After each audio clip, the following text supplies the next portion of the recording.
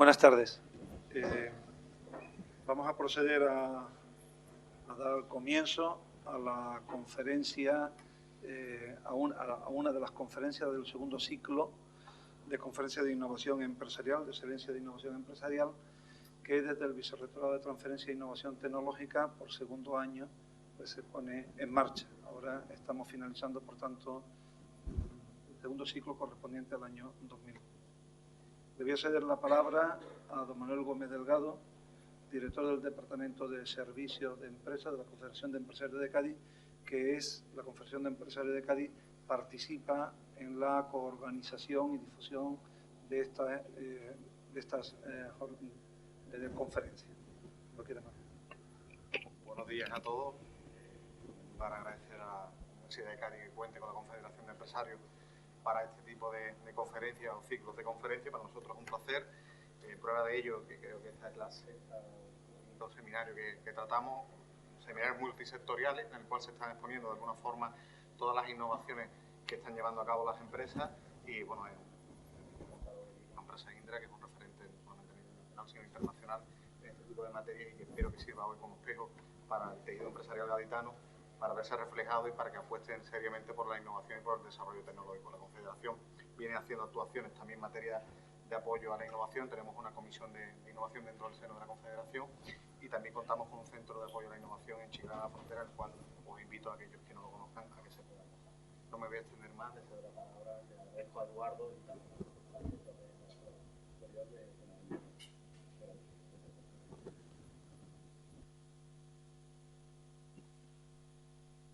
Buenos días a todos. En primer lugar, agradecer a todos vuestra presencia hoy aquí, esta conferencia del ciclo de conferencias de innovación empresarial organizada por el Vicerrectorado de Innovación y Transferencia.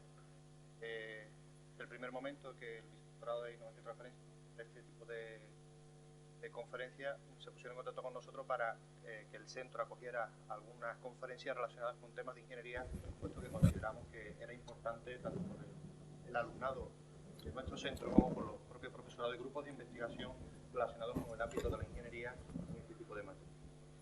En este sentido, espero que sea provechosa este tipo de ciclo, este tipo de conferencias, donde podemos ver pues distintas actividades de innovación en distintas empresas relacionadas con el ámbito de la ingeniería y que podamos sacar provecho pues al conocimiento que en ella se imparte.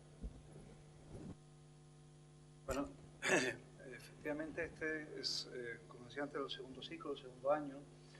Son más de 12 conferencias las que se han dado por importantes representantes, en la mayoría de los casos directores o responsables de servicios de I+D+I de distintas empresas. Y hoy es un día pues, muy peculiar porque la conferencia de hoy trata sobre el sector, está dentro del ámbito del sector aeroespacial. Y qué mejor sitio para hacerlo que en la Escuela de Ingenieros Industriales, ingenieros de la Escuela Superior de Ingeniería, en particular donde además hoy nos acompañan pues, bastantes alumnos de los estudios del grado de Ingeniería Aeroespacial. Es un marco muy apropiado esta escuela para atender la conferencia de hoy. Con carácter general, y es importante que se indique para los que por primera vez vienen a una conferencia de este tipo, el objetivo fundamental de este tipo de conferencias es acercar a la comunidad académica de manera genérica y también a las empresas que nos quieran acompañar cuáles son las líneas de innovación, líneas de I+D+I, que determinadas empresas con un cierto recorrido en este ámbito pues están desarrollando.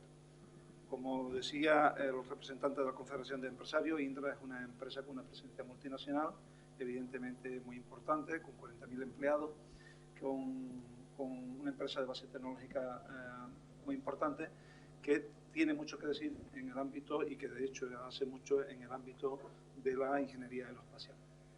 Por otra parte, en nuestra universidad hay una larga tradición de trabajo con el sector aeroespacial, con distintas empresas, fundamentalmente con la empresa Airbus, bien sea con Airbus Operaciones o con la actual Airbus Defensa y Espacio. Colaboración que se prestan desde distintos ámbitos y no voy a decir expresamente ninguno porque seguro que se me olvida alguno y entonces quedo mal, pero de distintos ámbitos del conocimiento. Muchos de estos investigadores nos acompañan aquí hoy en esta sala. Esta colaboración es una colaboración intensa, muy antigua y muy estrecha, que ha participado en muchos proyectos de innovación con la empresa Airbus en particular y con otras empresas del sector aeroespacial. Por tanto, en este marco se unen dos cosas importantes.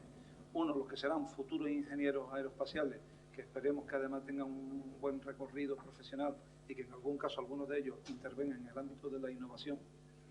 Y, por otra parte, investigadores que conocen muy bien el campo de la ingeniería aeroespacial y tienen un trabajo importante de colaboración con empresas del sector. Sin más dilación, presento al conferenciante, que es don Eduardo Vaz Gonzalo. En la actualidad es responsable de las actividades de I+D+I en el sector aeronáutico y responsable de mejora continua y reducción de costes de los procesos de producción interna de Airborne System en Indra. Académicamente es físico por la Universidad de Cantabria, con más de 25 años de experiencia en gestión en actividades, en proyectos y programas sobre unidades y sistemas electrónicos en distintos tipos de plataformas. Ha sido responsable del sistema de simulación del Eurofighter en Múnich y, por otra parte, es programa manager en infinidad de, con distintas responsabilidades en distintos ámbitos. Por ejemplo, en el caso de Indra para el Eurofighter, en Indra para el Harrier, en el grupo Incel para el helicóptero español Super Puma, en el Mirage F1, en el Airbus A320, en el F-18, así como director del Departamento para los Proyectos de la Armada Española. Y ha trabajado en el grupo CELSA como ingeniero de desarrollo y ha sido teniente de ingeniero de la Armada. Por tanto, estamos hablando de una persona con altísimo recorrido y experiencia en el ámbito de la ingeniería aeroespacial, en el ámbito de la defensa de manera muy particular, con muy importantes responsabilidades en este ámbito y del que seguro todos sacaremos mucho provecho.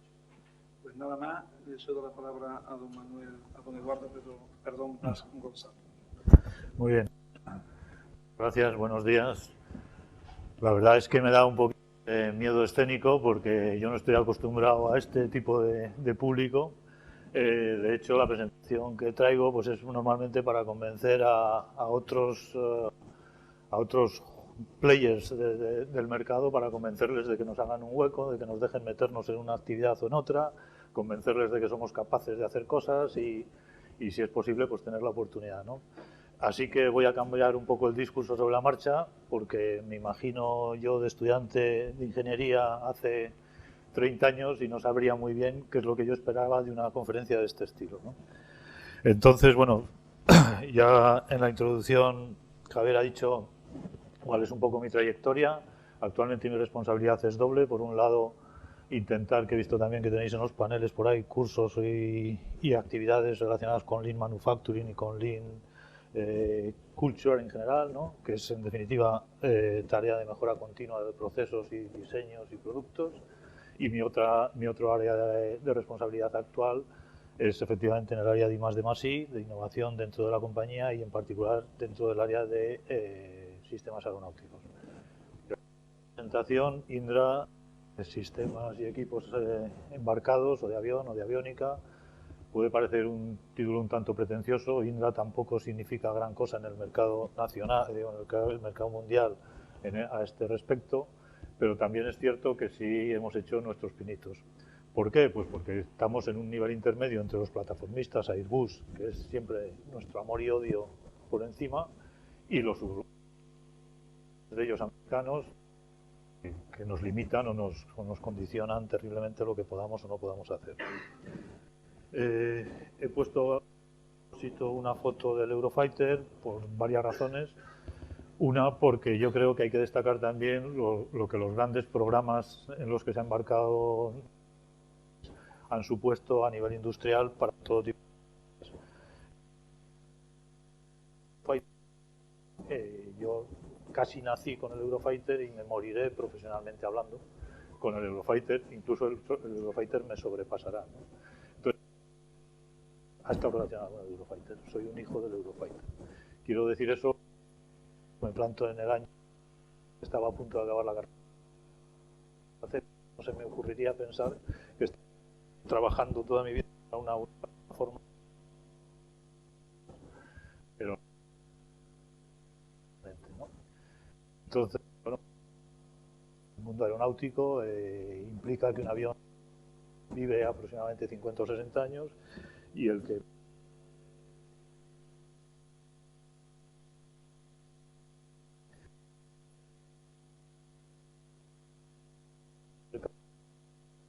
un poquito, y mi intención pues es hablar un poco precisamente de esos grandes programas, Eurofighter, que es el que os acabo de mencionar, pero también A400M, que aquí, sobre todo en esta zona de Andalucía, estaréis mucho más familiarizados con él y qué es lo que hacemos dentro de ello, e incluso dentro de los UAVs, que también tenemos una cierta actividad.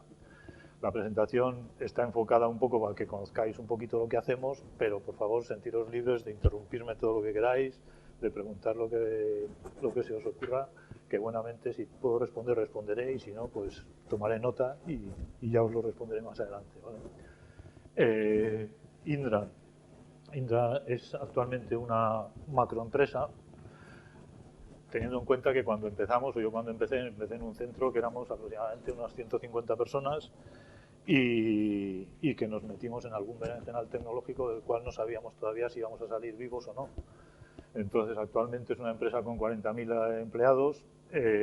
Supongo que también sabréis por la prensa que actualmente estamos sufriendo la crisis, estamos sufriendo un proceso de reestructuración por el cual va a haber unas 1.750 personas en España y otras 1.000 fuera de ella que se verán afectadas por un expediente de regulación de empleo. Pero bueno, somos del entorno de 40.000 personas, estamos en 138 países presentes y la facturación anual es en el entorno de unos 3.000 millones de euros. El 6 o el 8% de nuestra facturación o de nuestros ingresos los dedicamos precisamente normalmente a temas de investigación y desarrollo. En cuanto a geografías, el 40% de la actividad aproximadamente está situado en España, que es el núcleo, y luego el resto, pues aproximadamente casi un 30% no llega en América, fundamentalmente en Latinoamérica, un 20% en el resto de Europa y un 13% en Asia, África y Oriente Medio. Las áreas de actividad de Indra, yo creo que reflejadas bastante en el diagrama, son fundamentalmente 6. Sabéis también, aprovecho para decir que Indra es el producto de la fusión de una empresa pública española y una empresa privada, que también se han mencionado antes. La pública era Inisel y la privada era Ceselsa. Ambas dos trabajaban en el mundo de la electrónica. En el caso de la pública, Inisel, a base de fabricar bajo patente de Thomson, pues desde televisores hasta todo tipo de equipos electrónicos en San Fernando de Henares, que luego veremos, y es una de nuestras plantas actuales. En el caso de Ceselsa, comenzó por el tema de control de tráfico aéreo, haciendo aplicaciones para AENA fundamentalmente, y a consecuencia de eso pues se metió en las tecnologías radares secundarios, radares primarios, de aeropuertos, y la fusión de aquellas dos compañías en los años 90 produjo Indra, que es la que tenemos hasta hoy y es la que ha dado base al resto. Quiero decir con eso que Indra, fundamentalmente, el origen está en las dos patas de abajo, Security Defense y Transporte y Tráfico. Son las dos patas en las que tocamos hardware, ¿vale? Y a raíz de ahí, de los años 90 y alguno, pues empezó a hacer, y tiene las otras 4 áreas en las que lo que tenemos son tecnologías de la información, hardware, relaciones públicas, telecomunicaciones, la banca, industria, fundamentalmente de aplicaciones puramente, o aplicaciones pues, que no requieren un lugar especial, no requieren unos equipamientos especiales. Todo el equipamiento se hace en la parte de abajo, que aproximadamente es el 40% de la compañía. Nosotros vamos a hablar hoy de lo que ahora supone el 16%. Cuando se creó Indra, efectivamente, el 100% estaba ahí abajo y ha ido decreciendo para esto. Preguntaba ayer que cómo era la situación de Indra en el mercado internacional, y una de las cosas que Indra hizo bien, yo creo, es precisamente tener esta diversificación que ha impedido que ningún otro grupo industrial europeo pues nos haya absorbido. El hecho de adquirir Indra significa para cualquier actor importante o competidor nuestro, como por ejemplo pueden ser Thales, BAE o el propio Airbus, etcétera, que tendría que adquirir una parte que normalmente no le interesa. Tiene de personal. De los 40.000 empleados que hemos hablado, aproximadamente solo el 10% está aquí abajo. Entonces, si lo hubiésemos dejado separado, hubiésemos sido muy fácilmente absorbibles por cualquier otra organización europea, seguro, e incluso estadounidense. ¿Sí? Oh, perdón. ¿Se me oye ahora mejor? ¿Sí? ¿Repito algo de lo anterior o más o menos me habéis oído? ¿Ahora sí? Vale. Bueno, entonces nosotros estamos en 3 plantas fundamentales hablando de las actividades de defensa. Las oficinas centrales están en Alcobendas, no sé si conocéis el área de Madrid, y las 3 plantas fundamentales son San Fernando de Henares, Torrejón de Ardoz y Aranjuez. En San Fernando de Henares fundamentalmente hacemos actividades de simulación y bancos automáticos de medida, que luego veremos un poco más en detalle. En Torrejón de Ardoz, que está muy cerquita de San Fernando, están prácticamente a 1 kilómetro, kilómetro y medio de distancia una y otra planta. Se están realizando las actividades de defensa electrónica, radar y también las de tráfico aéreo, aunque no son parte de la actividad o presentación de hoy. Y en la planta de Aranjuez es donde se hace toda la parte de aviónica y fabricación más masiva de la compañía. ¿Cuáles son los sistemas en los que estamos involucrados? Decía al principio que soy hijo del programa Eurofighter, pero realmente la génesis de la compañía surgió precisamente a raíz del programa F-18. El programa F-18, cuando España decidió adquirir aquella plataforma, se llegó a un acuerdo de compensaciones industriales con los americanos por los cuales nos deberían de capacitar al país en algunas áreas de actividad. Indra se aprovechó de aquellas circunstancias y optó por entrar en 2 áreas de actividad, o dos o 3 áreas de actividad particularmente concretas y de no excesiva importancia entonces como transferencia tecnológica. Aquellas áreas fueron las de aviónica, bancos automáticos y simulación, y a raíz de aquello fue como empezamos a crecer y meternos en el resto de sistemas. La parte de aviónica, actualmente, como he dicho, se realiza toda en Aranjuez. Participamos en diversas plataformas, fundamentalmente militares. De aviónica civil tenemos muy poquito, pero algo tenemos. En bancos automáticos de medida empezamos con el F-18 y ahí sí hemos hecho equipos de prueba e incluso estandarizar a nivel internacional, a nivel europeo al menos, estos bancos para mantener unidades de aviónica diferentes de tanto aviones civiles como militares, por ejemplo los Airbuses 320, 330, el GEPATE, que es un banco universal que veremos luego para el Eurofighter, los bancos del A400, y en ellos se prueban unidades de aviónica que no son producidas por Indra, pero que lo que pretenden es ahorrar gastos de mantenimiento a los operadores y a los usuarios de esos sistemas.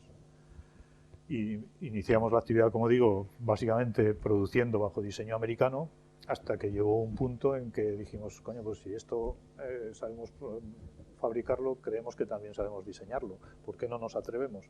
Y así fue, a base de ir poco a poco, como al final conseguimos dominar de alguna manera las tecnologías involucradas en estas tareas de mantenimiento nivel 1, nivel 2 y nivel 3 de los distintos operadores aéreos, y meternos incluso a atrevernos a diseñar un estándar que, como digo, pues bueno, hay una normativa incluso en España por Boletín Oficial del Estado, cualquier plataforma debe ser soportada y mantenida bajo un sistema de estos. En el caso de guerra electrónica o electro-óptica, realmente es una actividad un poco más secundaria, puesto que lo que hizo Indra fue absorber la antigua Empresa Nacional de Óptica, que estaba también en el norte de Madrid, y los sensores que tenemos de óptica son los que usamos en nuestros propios equipos. No tenemos tampoco, por eso decía que somos un suministrador de equipos y sistemas de aviónica relativo en cuanto sales del mercado nacional, pero sí tenemos y hemos hecho algunos pinitos en electro-óptica. En guerra electrónica, de nuevo, tengo que remitirme al F-18.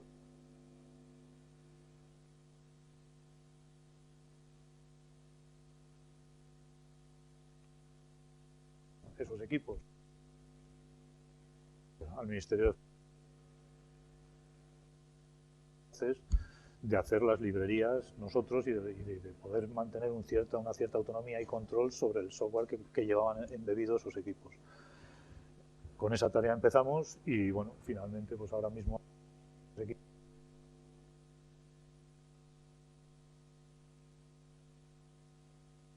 a nivel europeo, como veremos luego. La parte de radar IFF proviene de la actividad civil, como decía antes, de AENA y de los aeropuertos de control de tráfico aéreo, donde empezando también a partir de programas software para facilitar la vida de los controladores aéreos, pues empezamos luego ya a meternos en tecnología radares secundarios, etcétera.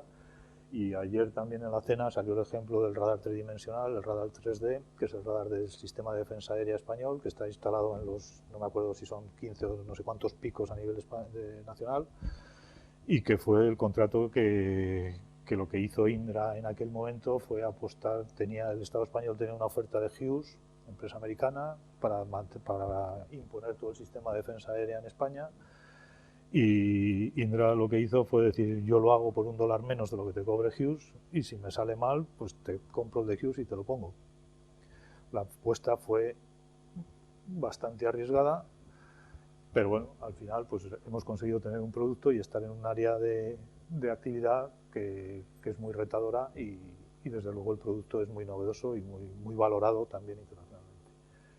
En los temas de guerra nuclear, bacteriológica y química o en temas de ciberdefensa, sobre todo ciberdefensa es algo que está, como sabéis, actualmente cada vez más y más en boga. Yo creo que es de hecho el futuro.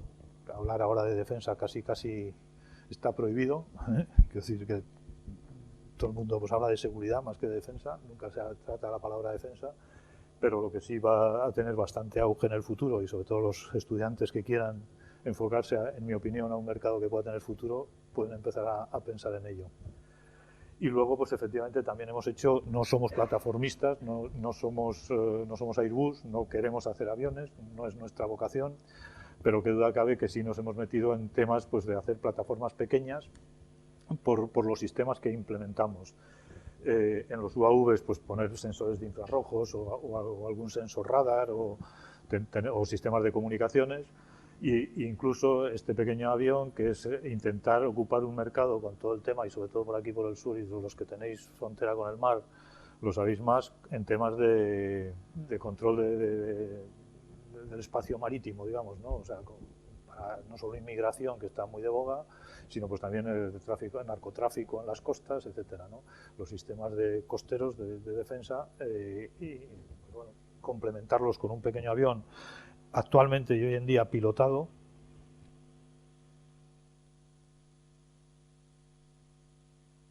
posible, y que incorpore una serie de sensores pues eso, para detectar barcos que vengan con droga o balsas de inmigrantes o lo que sea, ¿no?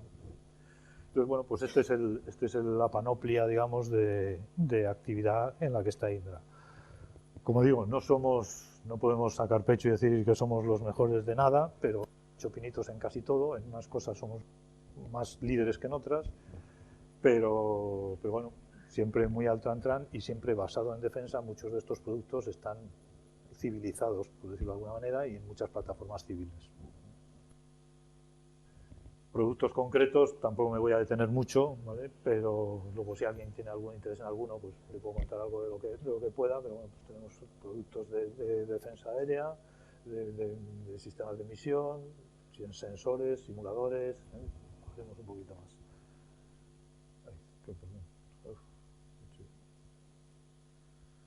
En el Eurofighter, por tanto, participamos en 3 o 4 áreas de actividad. Equipos de aviónica, mejoras al avión. Como os he comentado, cada plataforma aérea aproximadamente son 50 años de actividad. Durante esos 50 años sufre 2 o 3 modificaciones mayores y bastantes menores, lo que quiere decir que muchos de los equipos se actualizan, se mejoran y tienen mayores capacidades. En los bancos de pruebas, son bancos de prueba de propósito general, como decía, para soporte y ayuda al mantenimiento y a la operación de los aviones. De hecho, bastante gente, no solo en las bases de Rota y para otros aviones, sino en el caso del Eurofighter en Morón y el Albacete, para poner en marcha todos estos aviones. Y luego la simulación para el entrenamiento de pilotos. En particular, en el Eurofighter somos uno de los 8 o 10 suministradores principales del avión. Algunas unidades son totalmente responsabilidad de diseño nuestro, es decir, somos responsables de toda lo que es la unidad completa. En otros casos, simplemente de partes del avión, ¿vale? De partes de la unidad, de algunas partes de esas unidades, y participamos en los dos sensores más importantes del avión en forma de consorcio. Los sensores más importantes del avión son los de defensa electrónica y los de radar. Entonces, en estos dos sensores estamos en consorcio pues, con empresas como BAE, como Selex, tanto Italia como Inglaterra, y nos repartimos, digamos, las distintas unidades que componen el sistema. Y luego pues también tenemos algunas otras unidades en lo que son o participaciones en otras unidades que no son nuestras, pero que hacemos parte de ellas.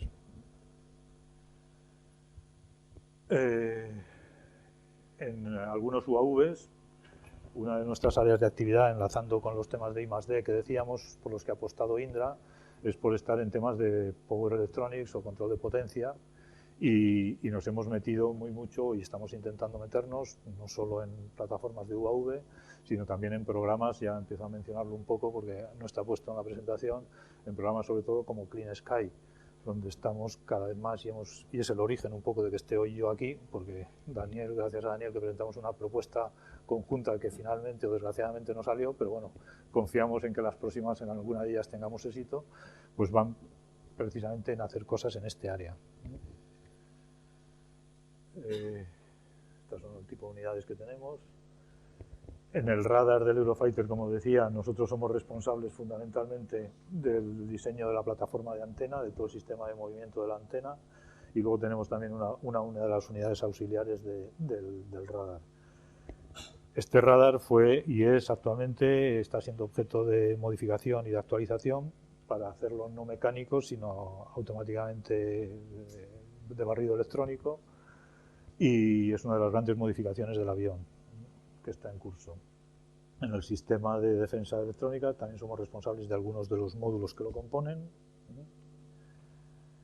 Estos son los dos módulos que decía que somos responsables de autoridad de diseño y que los diseñamos completamente. No me va a entretener, si alguien luego tiene interés que me pregunte, ¿no? Este es lo que estamos haciendo, lo que vamos a hacer en el nuevo radar. El nuevo radar, por decir un poco, por hacer la presentación un poco más amena, el Eurofighter nació como, no sé si conocéis, como asociación de 4 países europeos. El Eurofighter no solo sirvió como primera experiencia de cooperación europea, sino que en gran medida es fruto o a la vez de la creación de la propia Unión Económica Europea. Fue uno de los primeros proyectos, nació en los años 80, se murió por falta de entendimiento, renació en los 90, se vieron obsolescencias ya detectadas porque el diseño se había hecho en los 80 y finalmente se lanzó en los 2000. Es decir, que lleva una trayectoria bastante amplia. El radar mecánico es de los primeros diseños, es el que incorpora al día de hoy y es una de sus digamos, desventajas competitivas frente al Rafale. El Rafale es el avión competidor francés del Eurofighter, que los franceses hicieron por su cuenta porque no se quisieron unir al proyecto Eurofighter en aquella creación de la Unión Económica Europea y prefirieron ir por su vía. Su radar es la única ventaja funcional que tiene el Rafale con respecto al Eurofighter. El Eurofighter es prácticamente mejor en casi todo lo demás y eso es lo que ha obligado a que hagamos también en el Eurofighter un nuevo radar, ¿no? Actualmente este desarrollo ya está prácticamente completado, está en fase de fabricación en los siguientes modelos del avión y es lo que está ya dando ventaja competitiva al avión en su conjunto. Quiero decir con eso que hay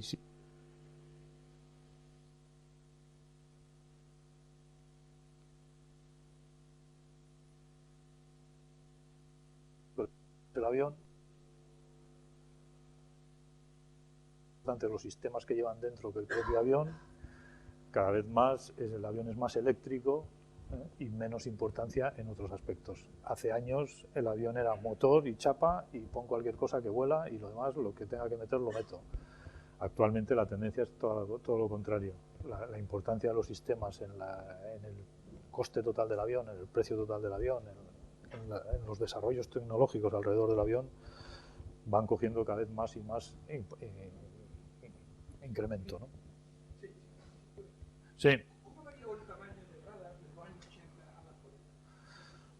Bueno, el tamaño actualmente es prácticamente, yo creo que en el caso del Eurofighter, es el mismo, es el morro el que está diseñado y en el mismo morro cabe el radar antiguo y el nuevo. El problema es que el radar nuevo, pues las capacidades son infinitamente mejores, mucho más rápidas, no tiene ángulos muertos de visión radar cada vez que lo mueves electrónicamente y no mecánicamente, no produce zonas de sombra, entonces la funcionalidad está multiplicada por 3, 4 o 5. Lo que es el espacio físico, como el avión, como decíamos, es el que es, y el morro del avión, la antena va en la punta, pues es el mismo espacio. Ahora mismo tienes mucha más electrónica metida que antes y muchísimo más eficiente, ¿no? En el DAS, en los sistemas de defensa electrónica, pues pasa lo mismo. Hay determinadas mejoras, implementaciones y upgrades que estamos haciendo. Muchos de ellos también son desarrollos a riesgo de la propia industria. Nosotros hemos hecho muchos desarrollos propios. Lo digo esto porque no siempre que se habla de innovación es innovación que proviene de fondos europeos o subvencionados por no sé quién, sino que bueno, pues la propia empresa tiene que apostar por dónde cree que van los sistemas si quiere estar en la punta de lanza y si quiere estar en el mercado para el futuro, ¿no? Pero bueno, pues estos son algunos de los sistemas que dentro del equipo del DAS pues estamos desarrollando a nuestro propio riesgo y tratando de convencer a los clientes de que lo compren. También hemos participado en el Lightning Pod del avión para el guiado de los misiles. Este es un producto fundamentalmente israelí, pero bueno, también estamos haciendo partes de la electrónica de él y participando con ellos. El MIDS, el sistema de comunicaciones del Link 16, que llevan tanto, antes había hablado con alguien que trabajaba mucho con Navantia. El Link 16 es naval, aéreo, está en todos los ámbitos de toda la defensa como estándar internacional, fundamentalmente americano. Pues nosotros participamos en el consorcio que se constituyó también para el MIDS y también llevamos en todas las plataformas, pero bueno, hoy nos toca hablar de aviones, pero también está en otras, ¿no? Power Electronics, como os decía, es una de las áreas por las que ha apostado y por las que sigue apostando Indra como área de actividad de impulso tecnológico, por lo que acababa de comentar, porque cada vez los aviones son más eléctricos, entonces cada vez más tenemos que tender pues, a sacarle mayor rendimiento, que la distribución sea más eficaz, etcétera. Sé que vosotros tenéis aquí, porque lo conozco, investigaciones en nuevos materiales, nuevos semiconductores. Nosotros estamos haciendo nuevos convertidores de potencia, inversores, centrales de distribución, nuevas tecnologías, SSPCs, para compactar más. Entonces, actualmente, reducir peso, reducir metros de cableado en el avión, reducir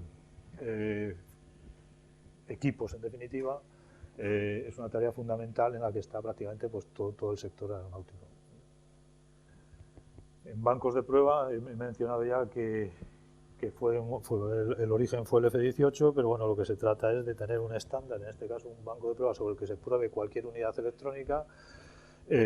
Hablamos de programas de prueba de unidades de avión porque es en el sector aeronáutico donde realmente tiene sentido desde el punto de vista de mercado.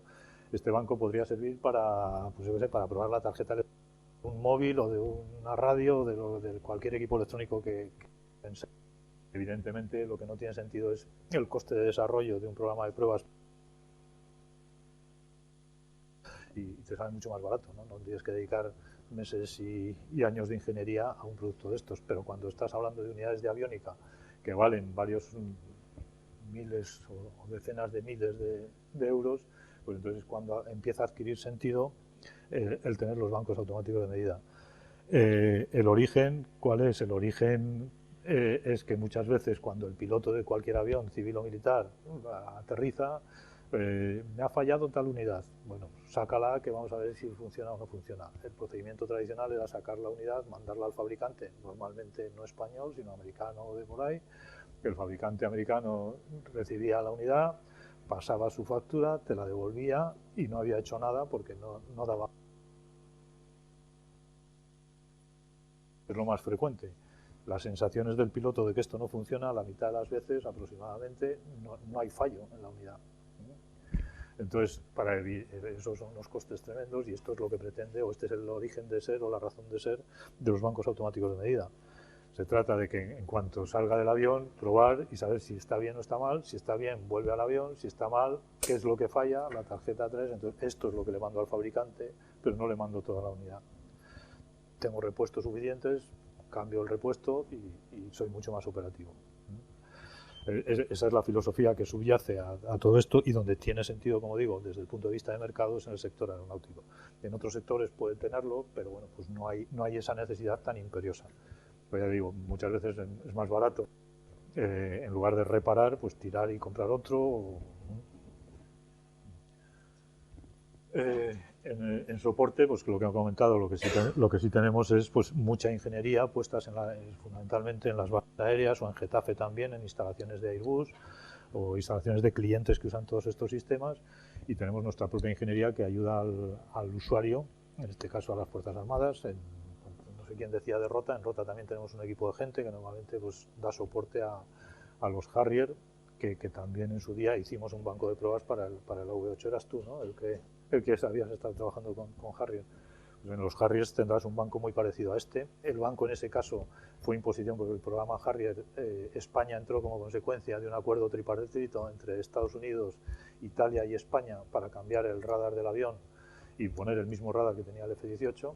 Y en ese programa trinacional, Indra lo que consiguió fue precisamente liderar el área de bancos de prueba y desarrollar sobre los bancos americanos. Ellos imponían su banco y nosotros teníamos que desarrollar los programas de prueba sobre esa plataforma. Y bueno, pues así hicimos, me parece que fueron 40 programas de prueba primero para unidades completas y luego otros 65 para algunas tarjetas para saber qué componente de la tarjeta fallaba. Y eso, seguro que si vas por Rota, seguro que lo tienes por allí. Entonces, bueno, pues damos soporte a los clientes, sobre todo nacionales. En simulación también comenzamos, como decía antes, con el F-18 y el CASA 101, haciendo simulación para pilotos, y bueno, pues tampoco somos la referencia mundial, pero nos hemos hecho un hueco en el mercado y quitando a la canadiense CAE y alguna americana, pues estamos ahí en primera línea de fuego como suministradores de simuladores de todo tipo. Hay simuladores Full Mission Simulators como aquel que tenéis abajo, que es un domo de unos 12 metros de diámetro con unos sistemas visuales de 360 grados, y tenemos simuladores mucho más de posición de instructor, que son casi los que me enseñaba vuestro director, que tenéis aquí en la escuela, los que estáis haciendo aeroespacial, esos simuladorcillos que aunque sean más entiendo, para control de tráfico aéreo y control de vuelo, ¿no? Más que pilotaje, pero bueno, que también son de ese estilo lo que hacemos aquí. En el A400, pues ya voy un poco más rápido, pero es un poco más de lo mismo. Hacemos los alertadores de amenazas, o IFF, MITS, algún equipo de electrónica, los bancos, la simulación y alguna unidad de control de potencia del motor. Somos uno de los 12 suministradores principales de la A400 y por tanto estamos trabajando pues, con Airbus constantemente, como supongo que vosotros. Son algunas de las características del equipo que lleva la A400, IFF, actividades de ILS y de soporte, los distintos tipos de simuladores en los que estamos involucrados, y en UAVs, por acabar la presentación, pues hemos cubierto una pequeña banda, como decía, de menor carga de pago a mayor, con unos equipamientos mayores o menores, y bueno, en los cuales participamos en mayor o menor grado. El último es el que más orgullosos estamos, en el sentido de que hemos intentado cubrir un pequeño nicho del mercado, porque si no nos metemos, y de hecho pues, tenemos ahí nuestros conflictos con Airbus, porque dicen, no, esto ya es un avión y no deberíamos hacerlo a medias y tal, pero bueno, de hecho lo cogimos y lo hicimos con sensores para que en cualquier momento pues bueno, se puedan cambiar por sensores y elegir pues eso, el sensor, la electro-óptica o los infrarrojos o el radar que lleva o las comunicaciones, poderlas intercambiar. Es un equipillo bastante atractivo. Y bueno, dicho eso, pues estoy abierto a todas las preguntas que queráis hacerme. No sé si he respondido mucho a las expectativas de la conferencia, pero bueno, como resumen deciros que Indra pues bueno, fue una empresa que nació de un ámbito de ingeniería como el que probablemente hay aquí, con 4 locos que se atrevieron a hacer cosas en áreas que no se habían hecho nunca. Y pienso, por ejemplo, en los bancos del radar 3D, cuando se dijo, bueno, yo me meto en esto, aunque tal. Y bueno, pues esas decisiones arriesgadas pues dieron algunos frutos, algunos también, porque bueno, en algunas ocasiones pues nos hemos bueno, las consecuencias al final nuestra composición de Indra que haga difícil también que nadie venga y nos destroce o nos compre a partes y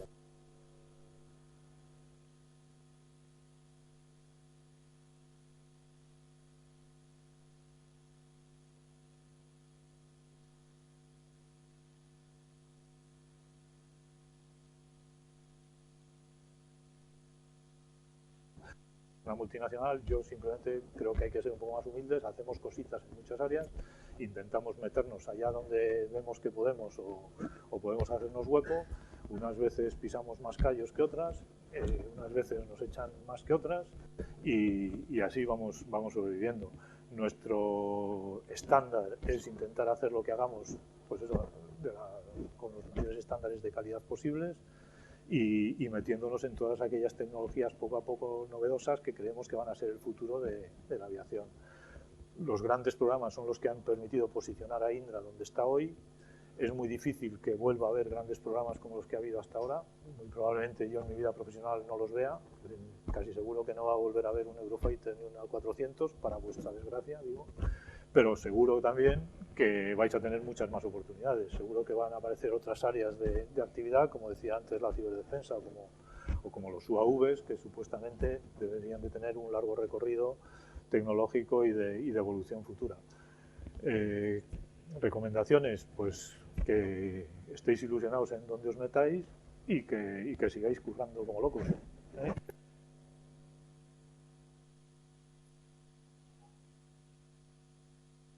Y si con esto he cumplido vuestras expectativas, ¿me echaréis a patadas ahora o qué? Y por favor preguntad lo que queráis. Si os puedo contestar, os contesto.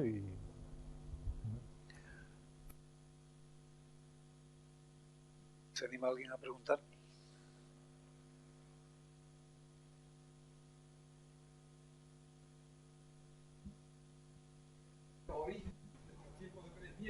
Ah, sí. Sí, sí, sí. Realmente una personalidad como la que originó la empresa, ¿no? Es tan fácil. También de tener la suerte de lograr un centro de formación tan bueno como la Universidad de Cantabria, ¿no? El origen de electrónica es de la Universidad de Sevilla, donde las mejores personas de electrónica se fueron allá a mediados de los años 70, ¿no? Partiendo de cero. Que realmente tenía un profesional como usted fantástico, ¿no? O sea, haber trabajado en tantas áreas. Mi pregunta sería si se conoce los UAV de INTA. Del INTA, sí, bueno, estamos en contacto. Yo personalmente no estoy muy metido en los UAVs, estoy ya, como digo, más enfocado a todos los temas más de aviónica, de avión, pero sí los conocemos en Indra seguro y vamos, estamos en contacto con el INTA permanentemente, ¿no? Son bastante buenos, ¿no? Sí, ¿Qué diferencia podrían tener los vuestros con los del INTA? Hay algunos que son desarrollos conjuntos, es decir, hay muchos de ellos en los que participamos los dos, o sea que es prácticamente lo mismo. Por ejemplo, y hay otros UAV, los grandes, por ejemplo, el Atlante que hemos mencionado de Airbus, también participa el INTA, participamos nosotros, participamos la industria española, o sea, cada uno estamos colaborando en lo que es nuestro más o menos área de actividad, ¿no? ¿Qué volumen de negocio se cree que puede tener en España UAV, por ejemplo, en el entorno de 2030 o así? El problema de los UAVs es que ya empiezan a cansar al mercado, porque claro, se vio como un sector del mercado que iba a crecer mucho tecnológicamente, que iba a crecer mucho desde el punto de vista pues, de producción de mercado, que iba a dar muchos ingresos, y casi todas las cifras que se han puesto en los últimos 10 años se han venido al traste, porque la regulación de los UAVs, la regulación de todo el tema de drones, pues va muy por detrás, está siendo muy costoso de sacar una regulación que permita operar a este tipo de plataformas, y entonces pues eso está retrasando todo muchísimo. Tanto es así que ha habido fracasos estrepitosos también en algunos UAVs planteados a nivel europeo, en los que se ha estado invirtiendo durante 4 años en desarrollo, y mira, estamos un duro más, porque hasta que no se tenga clara la regulación, pues y todas las cosas, o sea, este es el tema en el que todo el mundo quiere estar, pero nadie quiere tal, ¿no?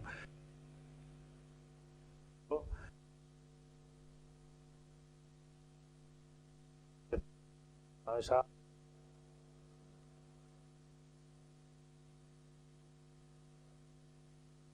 los más eléctricos con mucho más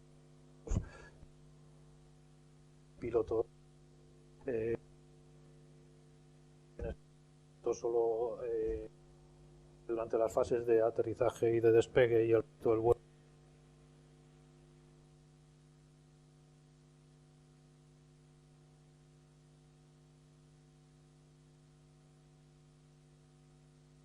Está ahí. Bueno, supongo que todos habéis oído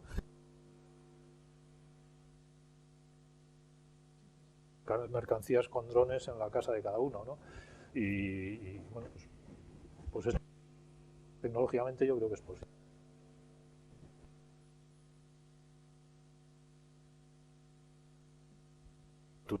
Tu comentario.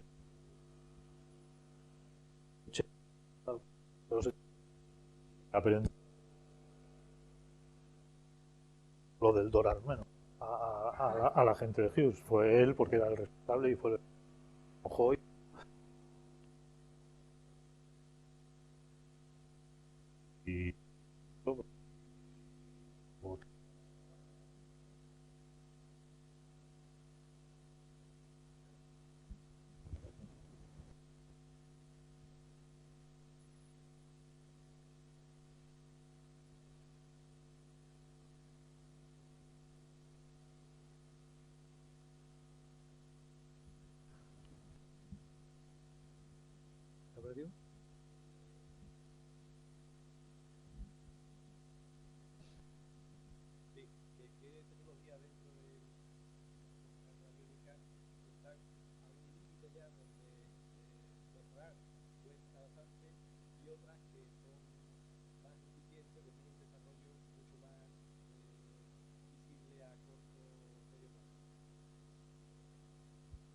además, antes también en menos sitio,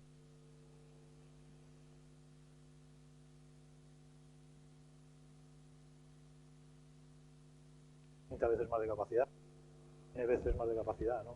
Entonces, yo veo la progresión más por ahí y por el tema de los sensores. Los sensores son cada vez más precisos y de menor volumen, menor peso, menor complejidad, ¿no? Más área de actividad, pues el wireless es famoso, tratar de que cada vez haya pues, el cableado del avión. Los que habéis estado metidos en ellos sabéis que es un dolor, sobre todo para los avioneros. Entonces, pues, evitar cables es un must, vamos, intentar seguir a cada metro de cable que ahorres. Progresáis, se está progresando, vamos, de hecho, ¿no? Así en términos generales, ¿no? Luego, pues eso, en control de potencia, pues está viendo, pues en cuanto a materiales, pues seguramente Daniel sabe más que yo, pero pues eso, el carburo de silicio, el nitruro de galio, en más estructura, pues eso, habéis oído todos hablar seguro de grafeno y de... Todas estas cosas están cambiando bastante toda la perspectiva con respecto a hace unos años, y yo creo que tienen mucho futuro. Es decir, por eso digo que futuro hay. Lo que no va a haber ahora mismo a corto plazo, dadas las circunstancias del mercado, pues esos grandes programas que permitan posicionarse tecnológicamente como lo hicieron en el pasado. Pero bueno, aún así lo seguimos intentando, ¿eh? O sea, seguimos intentando, no solo Indra, sino toda la industria aeronáutica, pues lanzar programas de producción e incluso de I+D. Comentábamos ayer también, pues que ahora mismo, igual que está Clean Sky, se está potenciando no solo desde España, sino desde Europa, la transregionalización de la industria. Y lo que se pretende es crear una serie de programas nacionales en los que cada región, Andalucía, País Vasco, Madrid, los Mid-Pyrenees, cada uno se especialice en una cosa y no dupliquemos capacidades, inventemos la rueda aquí y allí y en el otro lado, ¿no? Entonces, en todos estos programas también tecnológicos, porque el dinero cada vez es más escaso y el reto cada vez es mayor. Entonces, estamos intentando montar programas también de cierto calado que permitan desarrollos tecnológicos de cierta importancia.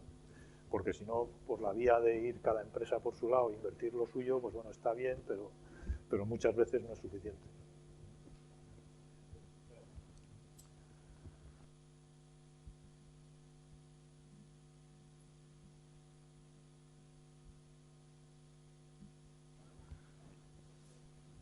Imagino que los han destinado a competir sobre todo con el mercado americano, que son... Algunos sí y otros no. O sea, si estás pensando en el consorcio de Eurofighter, por ejemplo, este fue simplemente, evidentemente, tener la capacidad en Europa, más que competir con ellos, era simplemente no depender de ellos, más que competir contra ellos.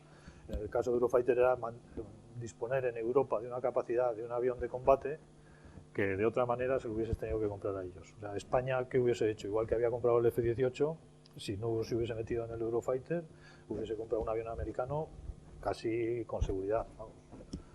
No sé si el F-22 o algún otro, pero alguno había comprado.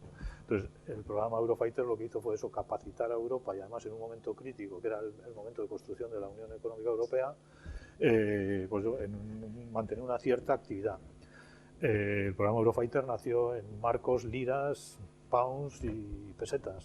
Es decir, con eso que los franceses se salieron porque, como comentábamos ayer, porque la documentación se acordó que fuese solo en inglés para que no fuese los ingleses, si no es en francés me voy. Bueno, fue la excusa que pusieron, pero la realidad es que sea excusa o no, se salieron, hicieron su propia... Es decir, que fue crear Europa, en definitiva. Fue un programa tecnológico alrededor de la aviación, no voy a decir que sea la base de la Unión Económica Europea, pero bueno, fue uno de los programas que fue impulsor de la creación de la Unión Europea. En otros casos, el caso de Airbus, la creación de Airbus sí está claramente hecha para competir contra Boeing. Eso, vamos, la gente de Airbus seguro que te lo confirma, vamos. Eso, tal, ¿no? O sea, que hay consorcios que lo que van es a protegerte de alguna manera, industrial o tecnológicamente, y otros que sí van más abiertamente a competir. En general los nuestros son más protectores, por decirlo de alguna forma, y mantener o desarrollar una cierta capacidad nacional o europea propia para en un momento determinado poder hacer algo, ¿no? En este programa que os decía de I+D, que también lo mencionaba con Fernando y con Daniel ayer, lo que se pretende es precisamente eso, mantener la capacidad perdida de hacer un avión en España. Porque al día de hoy, si queremos hacer un avión en España, ni siquiera poniéndonos de acuerdo, creo que lo podríamos hacer. Pero bueno, pues tratar de por lo menos no perder esa capacidad. Antiguamente sí lo hacía. Entonces, simplificando mucho y haciendo un poco de chiste del tema, pues eso, pones un ladrillo, un motor y vuela. Pero bueno, pues ahora ya un avión no es eso, es algo más. Y ese algo más normalmente tiene dependencias antes o después que te hacen que no seas autónomo, que no lo puedas hacer todo. Y bueno, pues lo que se trata es de que esa parte sea la mínima posible y que tú tengas esa capacidad. O sea, son programas y consorcios que tienden más a protegernos todos, porque si no lo haces unido se te cuelan por todas las rendijas, que a competir contra Boeing. Normalmente contra los americanos en todas estas áreas de actividad que te presentan, pues te cierran la boca de partida, ¿no? Tú aquí hablas de que tienes 50, 100 Eurofighters como mucho, que no es el caso ni siquiera de España, 70 y pico. Ellos cogen el F-22 y tantos mil. En ese sentido, lo mismo que en otros medios de transporte como el marítimo o el automovilístico, Asia ha entrado avanzando en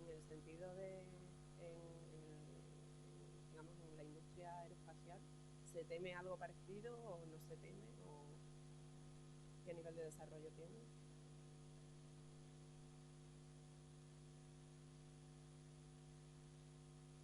Sí, porque no se habla mucho de eso, ¿no? Es de competir, entonces no lo sacan al mercado, pero han copiado muy mal. Bueno, ya sabes, los chinos copian a su manera, lo llaman de otra manera y ya está, ¿no? Pero bueno, sí tienen.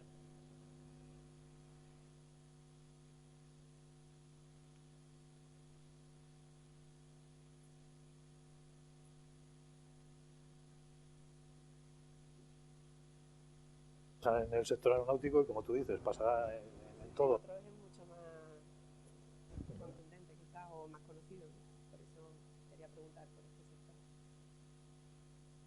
Gracias.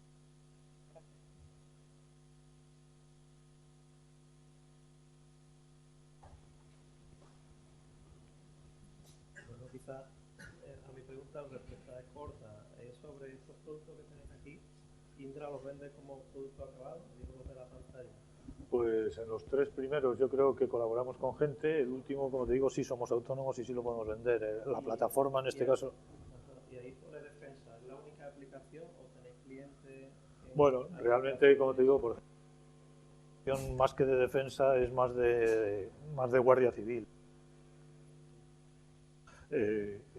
Ninguno de estos productos realmente son muy de defensa. O sea, son más de vigilancia y comunicaciones que de defensa realmente. O sea, son los que ahora mismo, si vienen los nuevos mandos, te dirían que esto es seguridad, que esto no es defensa, nada de esto, ¿no? Y llevan razón. ¿Y no sé, en agricultura o en otro tipo de aplicaciones? De costa? Se puede pensar en aplicaciones de este estilo, ¿sí? No están pensados ahora mismo ninguno de ellos para ello.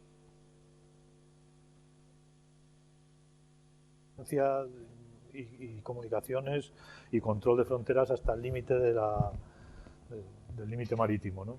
Donde tenías mucho el P3.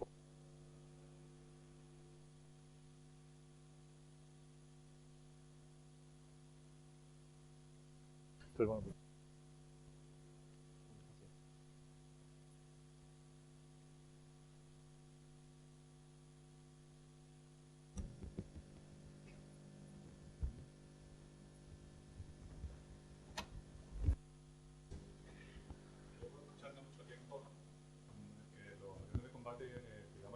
desaparecería en el futuro, porque debido al grado de automatización, también los aviones tienen más aviónica, pero claro, tanta aviónica, al final todo converge, tiene que converger en una serie de interfaces en las cuales el piloto tiene que tomar una serie de decisiones.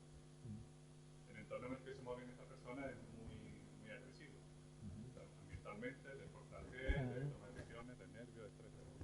¿Hasta qué punto un piloto puede desaparecer en una plataforma de esta? Pues es complicado, es lo que te digo, pero aquella plataforma sí se está pensando que se ha pilotado desde tierra para temas de vigilancia. O sea, si es un avión de combate, es más ese estilo que hasta ahora no se pensaba quitar al piloto, sí se está pensando en controlar. En aplicaciones civiles, mencionaba antes, pues ya las líneas de bus están pensando en algunos aviones de tamaño medio, tamaño regional, que incluso con pasajeros, es decir, con nosotros dentro, el piloto solo esté en el momento del despegue y del aterrizaje, y el resto del tiempo todo esto en un caza, pues será el siguiente nivel. Ahora y a corto plazo no lo veo, por lo que prescindir del piloto es poner 100 millones de euros ahí expuestos al primer pepinazo y que te lo carguen, ¿no? Entonces, bueno, pues por lo menos hay que estar muy seguro, ¿no? Y la presencia de tanta aviónica, tanta información que hay que gestionar, ¿puede llegar a ser un cuello de botella a la presencia humana? Es decir, porque el piloto al final tiene que relacionar ante ese entorno, en décimas de segundo. Bueno, ahí los diseños es los que, sí, ese es un problema, te iba a decir hasta con mi móvil, que tengo más información de la que quiero, ¿no? Quiero decir o de la que necesito, por lo menos, ¿no? Entonces me cuesta trabajo en mi día a día filtrar la información que necesito y supongo que nos pasa a todos, que no es que yo sea especial en eso. Pues aquí pasa un poco lo mismo, ¿no? Efectivamente los diseños tienen que contemplar qué es la información básica y única y necesaria que tiene que tener el piloto. El resto de información estará por ahí, será analizada por quien sea, en tierra, en vuelo, donde sea, cuando sea, como corresponda, pero no puedes retraer el recurso piloto, que es único, fundamental, para que no sean absolutamente necesarias. Entonces, lo que tiene que tener son 4 warnings claros y poco más en muchos de los sensores de los que dispone.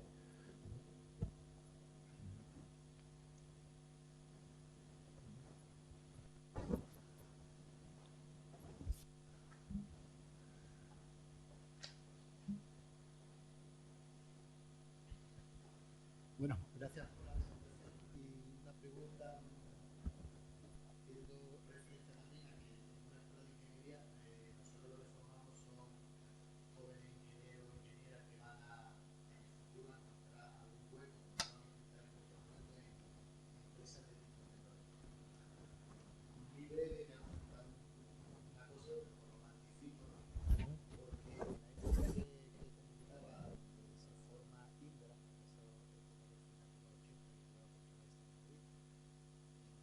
concretamente que controla la parte de neutrones se creaban por defensa, también hay el tema de CELSA y de series separantes. Tuve un compañero mío que se fue a la parte de CELSA y nos mandaron durante 3 meses a hacer un curso para diseño de radar.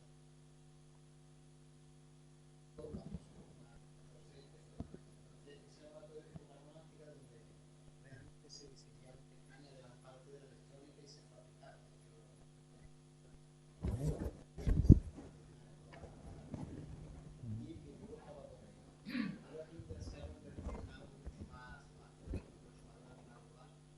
Parte de la tecnología electrónica, que ahora no compete eso aquí de la electrónica no de celular, qué parte de eso se desarrolla aquí y se fabrica aquí de cara a buscar salidas profesionales de los estudiantes. Bueno, has hecho varios comentarios que me gustaría matizar. Bueno, yo también soy de esa época romántica que llamas. Y en mi caso, mi experiencia personal fue cuando yo me di cuenta que los ingenieros o físicos, en mi caso, españoles, no éramos más tontos que los americanos, fue precisamente con el programa V8, donde normalmente pues, un jefe de proyecto, un responsable de proyecto español, pues se enfrentaba a una reunión para el V8 y le aparecían 7, 8, 10 tíos americanos y decían, ¿quién es el que hace el plan de aprovisionamiento del proyecto? Y yo. ¿Y quién hace el calendario del proyecto? Y yo. ¿Y quién es? Y ahí era uno. Entonces, bueno, tenías que lidiar con aquella situación de 2 o 3 españolitos puestos ahí, no voy a decir con la boina, pero casi, frente a un casi tribunal de Lockheed en este caso, de Lockheed, responsables, y que te empezaban ahí a... Al final te das cuenta que, por ir al romanticismo, de que éramos capaces y que lo que ellos tenían era una organización y un management pues mucho más sólido, mucho más a la americana. Allí todo es enorme, todo es más grande, incluido el espacio, el coche, todo a lo grande, ¿no? Y nosotros aquí pues éramos de otra manera, ¿no? Quiero decir con eso que la formación técnica y tecnológica yo creo que era tan buena o mejor que la de los americanos. Yo espero que eso lo hayamos mantenido. Sé que las leyes de educación desde entonces han sufrido pero quiero confiar, y eso, bueno, seguro que vosotros tenéis más opinión que yo y mejor, porque yo ya con la universidad he tenido relativamente poco más con todas estas cosas que os he contado, pero yo creo que el nivel de educación y de salida de nuestros ingenieros, nuestros jóvenes, era, y espero que siga siendo, pues, de una calidad bastante envidiable, incluso no solo en Estados Unidos, sino también en Europa, ¿no? Nosotros nos equiparamos muchas veces un licenciado, un ingeniero nuestro, a los philosophical doctors de no sé qué y tal. Sin embargo, ellos parece que son un escalón mayor cuando vas a determinados foros o determinados ambientes, ¿no? Pero en cuanto a conocimiento y en cuanto a práctica de poner las cosas en su sitio, que eso anima a todos a que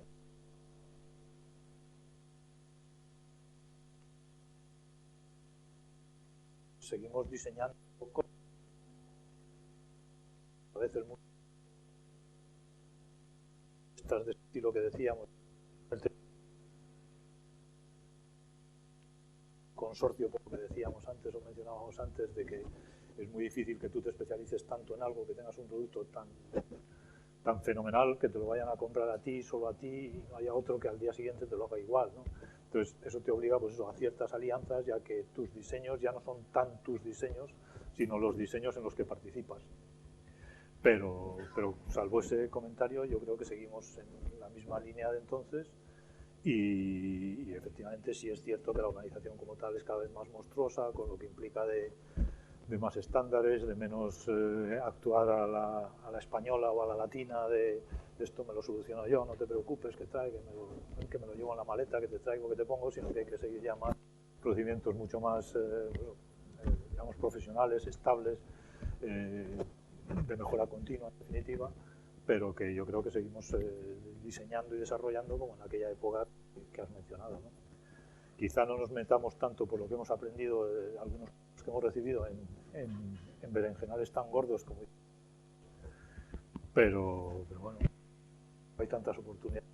Entonces fue una oportunidad única en la que también se confluían todos los factores y el entorno propiciaba que tuviese valor, como Pérez Nievas, que mencionaban antes, o como gente un poco con capacidad y disposición y en el sitio adecuado, ese tipo de apuestas, ¿no? Hoy yo creo que es un poquito más complicado que una persona sola haga ese tipo de cosas.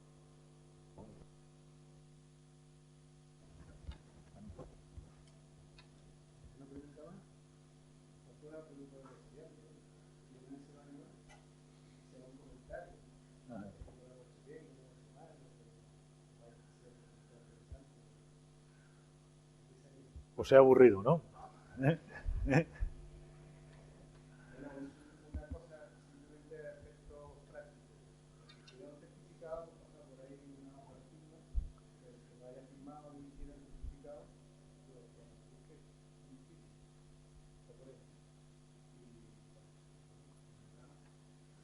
Muy bien, pues. No, yo iba simplemente que muchísimas gracias por vuestro tiempo, por haberme atendido, y lo dicho, que quedo de todas formas a vuestra disposición, y si alguien quiere algo, pues que busque el canal, pero a través de Daniel, de Fernando, del director de la escuela, pues seguro que podéis contactar conmigo. Y quizá alguno acabe en Indra. Muchas gracias.